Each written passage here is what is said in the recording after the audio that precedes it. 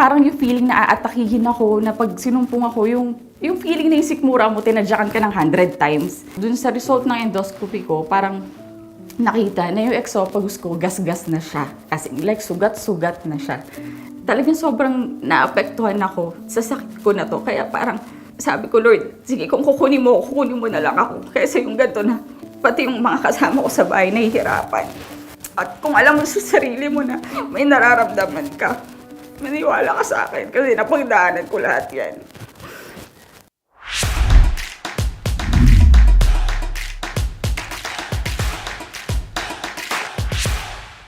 Ako si Jai, 36 years old, originally from Olongapo City, Subic, Zambales. And ngayon lumipat na ako dito sa Antipolo City. Bali, nag-start yung acid ko year 2018, bare months yun. Yung mga time na yun, parang yung feeling ko is mabigat lang yung part ng sikmura ko. Hindi ako mahilig uminom ng gamot. So parang hanggat kaya ko siyang tiisin, tinitiis ko siya. Nag-year 2019 na, then habang tumatagal, napansin ko na parang nadadagdagan yung mga signs and symptoms na nararamdaman ko. Parang lalo siyang bumigat. May part na parang ang hapde. Yung parang may napapasok sa loob. Tapos, ang bilis ko ma-feel yung talagang mararamdaman mo na may umaangat. Tapos sa lalamunan mo biglang may maasim. Alam ko na na-acid yun since yung lifestyle ko din nung time na yun, walwalera ako. Mahilig ako mag-yosi. Siyempre sa nature ng work namin kasi graveyard shift, morning, kailangan namin ng coffee. Siyempre coffee is life tayo. Kaya parang talagang sabi ko, puro toxins na din yung ini-intake ko. So, kaya di na rin ako magtataka bakit ganito yung nararamdaman ko. Pati yung work ko naapektuhan. Minsan sa duty, pag nandun ako sa floor, biglang nakatayo lang ako, nagbabantay ako sa mga table, sa casino kasi ako nag-work. So, parang biglang mapapaganon ako kasi nga, umaangat yung acid ko. So, magpapaalam ako, pupunta ako sa clinic. Umabot na din sa point na nag-a-absent na ako sa trabaho. As in, naapektuhan yung record ko. August 2019, yun yung nagka-baby naman ako. Nabuntis ako noon. Then, may nagsabi sa akin na pagka daw buntis ka, mas prone kang sumpungin ng acid. So, syempre ako, natakot ako na parang shocks. Hindi ko ma-imagine na ganun yung feeling, tas ang laki ng tiyan ko. So, baka lalo akong, kasi may moment na ako na pagka sinusumpong ako ng acid, parang may tinitwist sa bituka ko, tapos yung puso ko, talagang chest pain, heartburn, tapos yung panic attack, kasi may moment dun na nanginginig yung kamay ko pag sinusumpong ako. Tapos tagaktak yung pawis ko, pero yung palad ko ang lamig. Yung ganun pakiramdam, alam mo yun, ang hirap. So sabi ko, sige, naghanap ako ng gastroenterologist na doktor na parang yung tiyan ko nun, mga 3 months na akong buntis nun. Sabi ko na, Dok, gusto ko magpa-endoscopy. Then to find out, bawal palang magpa-endoscopy yung buntis. So sabi sa akin ng Dok, bumalik ka sa akin after mo manganak. Di nanganak ako ng May 2020. Kala ko magaling na ako. Kasi parang may nakausap din ako na, Jai, nung nanganak ako, nawala yung acid ko. So umasa ako dun sa 3 months na after ko manganak, hindi ako sinumpong. Ganun ulit yung pakiramdam. Mas parang yung feeling na aatakihin ako, na pag sinumpong ako, yung feeling na yung sikmura mo, tinadyakan ka ng 100 times. Yung talagang hirap na hirap akong huminga. Umiiyak na lang ako, yung mga kasama ko dito sa bahay, naaabala ko sila. Tapos sabihin ko, dalhin nyo na ako sa ER. So, napagod na rin ako hanggang sa naalala ko, oo nga pala, no, magpapa-endoscopy pala ako. So, binalikan ko yung doctor ko. Nung pagdating ko dun sa doctor ko, edi in-endoscopy niya ako. Sinabi niya, ba't gusto mo magpa-endoscopy? Then, sinabi ko yung mga symptoms ko. Then, sinabi niya, may GERD ka. So, syempre, nag-google ako, shucks, ano yung GERD? Parang gastroesophageal reflux disease. Tapos, dun sa result ng endoscopy ko, parang nakita na yung esophagus ko, gas-gas na siya. As in, like, sugat-sugat na siya. Tapos, binayopsi niya ako. Sabi niya, babayopsi kita para makita natin kung ano yung cause nung sugat mo. Kasi pwedeng puro bacteria, kaya sumasakit yung tiyan mo or talagang destroy na yung esophagus mo. Then, sinabi niya sa akin, dito ako na-bother na parang pag hindi yan na-treat, pwedeng mauwi yan sa Barrett's. So, syempre, ako naman si Barrett's, ganun. Nag-search ako. Parang nakalagay doon na pwede siyang mauwi sa cancer. Siyempre, parang cancer, oh my God, tridor yun eh. Parang, di ba, any moment, parang stage 4 agad, parang ngayon okay ka, parang next week nawala ka na, parang gano'n. Ang dami na naglaro sa isip ko. Tapos syempre, bilang kapapanganak ko lang, iniisip ko, liit pa nung anak ko. Tapos sabi ko, hindi. Sabi ko, kailangan may ano dito. Alam ko may solusyon to, ganyan. Then, hanggang may binigay siya sa akin gamot. So, sabi niya sa akin, iti-take mo yan for 3 months. So, syempre sumunod ako dahil natakot ako. Sabi ko, Dok, bahala sa akin, papagalingin mo ako, ganun. Yung 3 months na yun, sinunod ko yung mga pinayo niya. Kasi sakto breastfeed din ako. So parang nag-worry din ako na okay lang ba i-take yung mga binigay niya sa akin gamot. Tapos yung sabi niya, okay naman yan. Sabi niya, ganun. So syempre naniwala ako dahil doktor siya. Syempre parang ininda ko na rin yung gastos kasi may anak ako may diaper. Tapos yung time na yun, parang yung nagpadede ako. Hindi rin ganun kalakas yung milk ko. Nag-start na rin ako pumasok sa work. So parang nag-formula na siya. So sabi ko, iniinda ko na yung gastos talaga. Then inisip ko, hindi naman din pwedeng labas-pasok din ako sa ospital. So talagang nanalig ako dun sa binigay sa akin gamot ng doktor ko na i-take for 3 months. Then hanggang sa umabot sa point na nag-cut ako ng mga bisyo. Ang hindi ko lang talaga maalis yung coffee. Kasi nga, kailangan ko yun sa trabaho ko. Na ang nangyari, natitrigger pa rin talaga yung GERD ko. Sinusumpong na naman talaga ako, naglabas-pasok na naman ako sa ospital. Then inisip ko yung kung ano yung sinabi sa akin ng doktor na paulit-ulit sa isip ko na kumbaga naalala ko na pag hindi ito gumaling magiging cancer ito. Yun na yung naglaro sa utak ko. Umabot na rin ako sa point na parang hirap ako matulog kasi talagang yung anxiety ko talagang sobrang naapektuhan ako sa sakit ko na to. Kaya parang sabi ko, Lord, sige kung kukunin mo na lang ako. Kaysa yung ganito na pati yung mga kasama ko sa bahay nahihirapan. Puro prayer lang talaga yung inano ko kasi wala no choice na ako Bumabalik ako sa magtitake ako ng gamot, tinitiis ko na lang yung gastos, nasira na yung record ko, hindi na ako pumapasok. Hanggang sa, parang ang tagal nun, 2020 hanggang 2021, halos 1 year akong ganun. Kaya parang talagang, sige Lord, kunin mo na ako, ready na ako. Naranasan ko na maging nanay, okay na ako doon. Natulungan ko yung family ko, okay na ako doon. Kunin mo na ako talagang. Sinasabi kong kunin mo na lang ako kesa ganito nahihirapan na rin kasi talaga ako. 2022, ng February, from yung buong 2021 hanggang January 2022, out of nowhere, nagpa-browse lang ako sa Facebook nung time na yon. Then, biglang lumabas tong page nung Salveo Barley. May video siya, kasi yung pinaka parang context na nakalagay doon, yung GERD, parang may GERD ka ba? Nung pinapanood ko siya, sabi ko, okay, sige, parehas kami ng sakit. Parang ganun yung parang reaction ko doon sa kwento niya. Tapos parang yung thinking ko na, totoo kaya to? Baka mamaya bayad lang to kasi syempre minamarket yung product. Tapos yun nga yung sabi ko na hindi ko makakalimutan na parang biglang yung tenga ko parang ting! Nung sinabi niya na ngayon lahat ng bawal nakakain ko na. So talagang pinindot ko agad yung how to order tapos hanggang sa may agent na nakipag-chat sa akin, ganun-ganun. Tapos yun, naka-order ako ng barley. Ngayon parang sabi ko, parang ang mahal nun parang inisip ko, okay, sige, kung nakakagastos nga ako sa kape araw-araw, yun yung barley. Sige, try natin wala namang mawawalat sa ano. Tapos hanggang sa dumating na siya, sakto yun, February 26, 2022, nung in-order ko siya. In-order ko nung trial pa kasi syempre yun yung mas mura at the same time, tatry. Gusto ko lang muna siyang i-try. Tinry ko, sinunod ko yung instructions, saka yung nakalagay kasi doon, bawal siya sa hot, saka sa warm, dapat cold lang, o kaya room temp na water. 2 scoops sa isang glass. Okay, sige, dahil nga gusto kong gumaling, alam mo yung masunurin ko na kailangan 2 scoops. Pag tinakal ko pa siya, ginaganon ko. Binilang ko pa kung sakto talagang pang 1 month siya.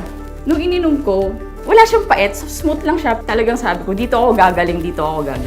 Bali, nung nag-take ako ng Salveo Barley, yung na-detect sa akin na GERD nung before, napansin ko na talagang yung mga dating atake sa akin ni GERD, yung nanginginig ako, yung talagang para akong aatakihin, yung bitok ako parang tinutwist. Kasi nakita nga daw doon na yung esophagus ko, gas na siya. So kaya doon ko rin na-realize na kaya pala ramdam ko yung pag-angat ng acid, yung parang pinapaso yung part nung dito, yung sikmura ko. Siguro nga kasi pag naman yung sugat, kinalamansian mo, masakit yun. So ako yung acid, umaangat, tinatamaan yung mga gasgas. Kaya yung ganun katindi yung nararamdaman kong pain. Pero nung nag-inom ako ng Salveo Barley, parang ang conclusion ko doon, syempre yung para siyang lumot Kung yun yung parang feeling ko na dumidikit siya dun sa mga part na gasgas. Kaya feeling ko talaga si Salveo yung talagang nag-treat nung kung ano yung gasgas na nakita dun sa esophagus ko. Kaya sobrang thankful ako. As in, 3 days na akong umiinom. Siyempre, hindi ko tinitigil yung kape kasi kailangan ko siya. Nung nag-take ako ng Salveo, ang una kong napansin, ang sarap ng tulog ko. Talagang tapos, kasi siyempre sa trabaho, parang yung muscle mo laging pagod, nakatayo kami sa work. So parang nung nag-take ako nun, parang yung mga frozen shoulders ko. Tapos parang minsan may moment na wala kang ginagawa pagising mo. parang patang-pata agad yung katawan mo. Pero nung nag-Salveyo ko, parang ang energize. Yun yung unang-una kong napansin. Sumunod yung constipated kasi ako dahil hindi ako pala tubig. Lagi lang akong kape-kape. Parang kahit hindi ako nag-water, parang sabi ko, ang ganda ng flow ng poops ko. Parang ang smooth lang. Tapos everyday ako nagbabawas. Sige, parang tuloy pa rin natin si Barley kasi ang gusto kong maano yung acid ko. Hanggang sa napansin ko, 1 week na ako nagko-coffee, tapos hindi na ganun, hindi ko na nararamdaman yung bigat nung sikmura ko. Wala na akong nararamdaman na umaangat, na may maasim. Sabi ko, shucks, totoo yata itong Salveyo. Tapos hanggang sa di napansin ko, mauubos ko na siya. Umorder na ako ngayon ng jar. Hindi na ako nang hinayang kasi sabi ko, magic to. Ito talaga yung parang feeling ko, in general, na nakakapagpagaling sa akin. Yung tatay ko, nasa Olongapo sila, na-find out na pa-diabetes, parang nasa border na yung sugar niya. Ngayon, sabi ko, parang tinest ko si Salveyo. Sabi ko, sige nga, tingnan natin kung talagang totoo. Kasi nung bumaling ako, pinanood ko na lahat ng mga videos niya eh. Parang nandun yung may sakit na PCOS, nandun yung may sakit na diabetes, yung gout.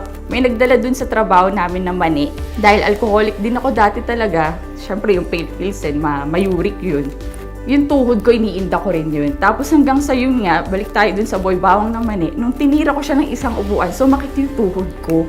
So, okay na si acid ko, pero yung tuhod ko, dahil bilang mani yung tinira ko, talagang hindi ko siya matupi pag umaakit ako dyan sa hagdanan. Ginawa ko, nagtatlong inom ako ng baso ng Salveyo, tinimpla ko siya, tapos kinabukasan, okay na ulit. So, sabi ko, shucks, gamot din siya sa gout.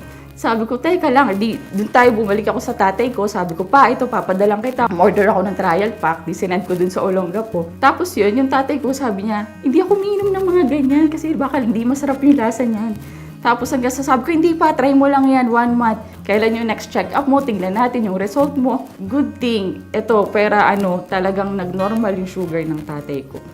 As in, kaya hanggang sa magiging lifetime maintenance ko na to, hindi lang sa akin, pati sa family ko. Tapos ayun na, di okay naman na. Talagang kaming family, umiinom na. Yung baby ko, umiinom din siya kasi constipated din siya. Ayaw niya ng water, mahilig siya sa mga may lasa, juices, ganyan.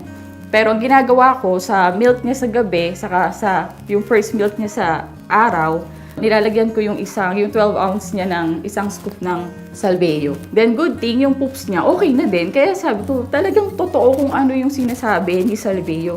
Hanggang sa ito na, sa trabaho ko, ngayon, ayoko magbenta. Kasi parang iintindihin ko pa yung bayad ng mga yan, saka baka utangin lang. Alam mo yung parang ayoko ng stress, okay na ako, magaling ako, ganyan. Pero minsan kasi may moment na pag sa trabaho, may maririnig lang ako na, ako nga yung anak ko, ganito, may sakit. Ako nga, ito 1 linggo na yung acid ko. Parang kahit nagbibingi-bingian ako, biglang kusang magsasalita yung bibig ko na, oh, kung interested ka, try mo lang. Nakwento. Tapos minsan babalik sila sa akin na, Jai, yung in-order namin sa'yo, grabe. Ano yun, saan mo ba kinukuha yun? Kasi ganito, gumaling yung acid ko. Puro ganun na yung kwento nila. Tapos parang ako, o diba, sabi ko sa'yo, sana nun ka pa nakinig sa akin. Kasi minsan may mga iba sasabihin, hindi, sige, next time sa sahod na wala pa akong pera. Hindi, meron ako sa locker. Ito, nakunin mo na, saka mo na bayaran. Ang importante, gumaling ka, balikan mo ako. Minsan sasabihin ko pa niyan, money back, pag hindi yan umepekto sa'yo. Hanggang sa kagaganon ko ng kagaganon, ang dami na. From PCOS, yung nanay nila, may thyroid, puro diabetes. Pero mas common yung acid kasi dun sa work namin madaming mga lasinggero. Then hanggang sa yun, yung sa mga PCOS, parang good thing na lang din kasi actually hanggang ngayon, as in, hindi ko alam kung anong meron kay Salveyo talaga, na sobrang miracle food siya. Ang dami nang sa trabaho namin na makakapagpatunay na talagang pwede siya sa pang baby. Bali dun sa work namin, may mga cases din doon na hirap silang magkaanak. So, dahil may mga napanood din sila sa Facebook na si Salveyo nakakatulong, as in, miracle na bumalik sila sa akin na sinabi nila, Jai, buntis na ako ngayon. As in, talagang kahit ako, hindi ako makapaniwala. Kaya sabi ko dun sa trabaho namin, tinawag ko na rin silang, parang made out of Salveyo babies. Ngayon talaga si Salveyo as in, talagang totoong miracle food. Naniniwala talaga ako na si Salveyo lang yung nagpagaling sa akin. And kasama yun yung blessing ni Lord na, kumbaga, yun yung gift niya sa akin na ito na yung talagang para sa'yo na kagagaling ng GERD mo. Kaya kung ikaw na napanood tong video ko na to, at kung alam mo sa sarili mo na may nararamdaman ka, maniwala ka sa akin kasi napagdaanan ko lahat yan. Kung may pera ka pang inom mo, pang yosi mo lahat, pang bisyo mo, wag mo titipirin yung sarili mo kasi kung may nararamdaman ko ngayon, yun lang, ito lang yung gamot, ito lang yung bigay sa atin ni Lord para hindi naman lahat kasi may pera pang pa-hospital, di ba? Pero ito yung pinaka-gift niya sa atin na talagang tutulungan niya tayong gumaling. Si Salveo lang. Saka si Lord, ito yung regalo niya sa atin. Wala, thank you. Thank you, Salveo Marley. Talagang pampahaba siya ng buhay. Thank you. Hanggang ngayon, hindi ko alam anong meron sa'yo. Pero as in, salamat. Lord, thank you.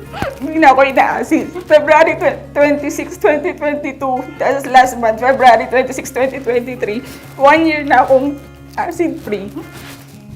Kaya, baka para sa'yo din to. Ako si Jai at ito ang aking kwentong Salveo.